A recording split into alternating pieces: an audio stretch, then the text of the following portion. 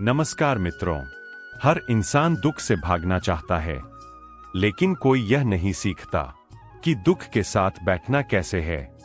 हम दुख को शब्द देना चाहते हैं, कहानी बनाना चाहते हैं, सुनाने के लिए लोग ढूंढते हैं, पर बुद्ध कहते थे, दुख शोर में नहीं समझ आता, दुख केवल मौन में अपना कारण दिखाता है।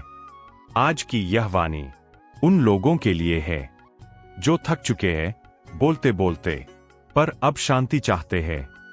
एक व्यक्ति बुद्ध के पास आया, उसके चेहरे पर जीवन की हार थी। उसने कहा, भंते, मैं बहुत दुखी हूं। मैं सबको बताता हूं कि मेरे साथ क्या क्या गलत हुआ, फिर भी दुख कम नहीं होता। बुद्ध ने उसे ध्यान से देखा, फिर पूछा, अगर कोई कांटा पैर में चुभा हो तो क्या उसे रोज छेड़ने से दर्द कम हो जाएगा?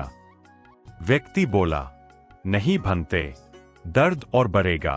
बुद्ध ने कहा, दुख भी कांटा है, हर बार बोलने से वह और गहराता है। जब तुम दुख को बार बार शब्द देते हो, तुम उसे स्मृति बनाते हो, और स्मृति दुख को जीवित रखती है।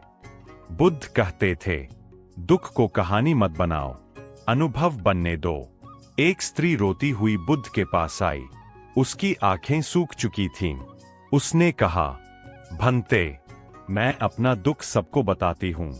कोई सहानुभूति देता है, कोई सलाह देता है, पर मन खाली ही रहता है।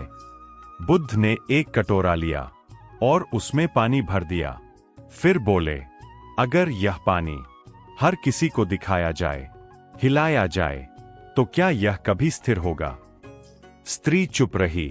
बुद्ध ने कहा, हर सुनने वाला तुम्हारे दुख का वैद्य नहीं होता। कुछ केवल दर्शक होते हैं। कुछ लोग तुम्हारे दुख को अपनी तुलना का साधन बनाते हैं। कुछ तुम्हारी पीड़ा को कहानी की तरह आगे बढ़ा देते हैं। बुद्ध कहते थे, दुख को सही हाथ चाहिए, सही कान नहीं। एक युवा शिष्य बोला, भंते, मैं दुख से डरता हूं, मैं उसे दबा देता हूं, हंसने का नाटक करता हूं। बुद्ध ने उससे पूछा, अगर अंधेरे कमरे में तुम आंखें बंद कर लो तो क्या रोशनी आ जाएगी? शिष्य मौन हो गया। बुद्ध ने कहा, दुख से भागना दुख को और गहरा करना है।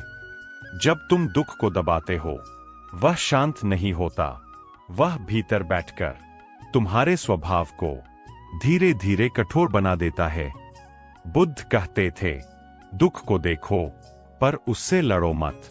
एक बार बुद्ध ने अपने सभी शिष्यों को एक दिन मौन रहने को कहा। कोई प्रश्न नहीं, कोई चर्चा नहीं, केवल मौन। एक शिष्य घबरा गया। उसने कहा, भंते, मौन में मेरा दुख और तेज हो जाता है। बुद्ध मुस्कुराए।